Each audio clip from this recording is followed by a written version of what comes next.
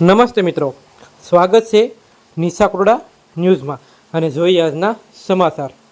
રાજ્યમાં વરસાદના ખૂબ વધારો થઈ રહ્યો છે, ત્યારે ભાવનગર જિલ્લાના મહુવા તાલુકાના નિશાકોરડા ગામમાં સવારનો ધોધમાર વરસાદ પડી રહ્યો છે।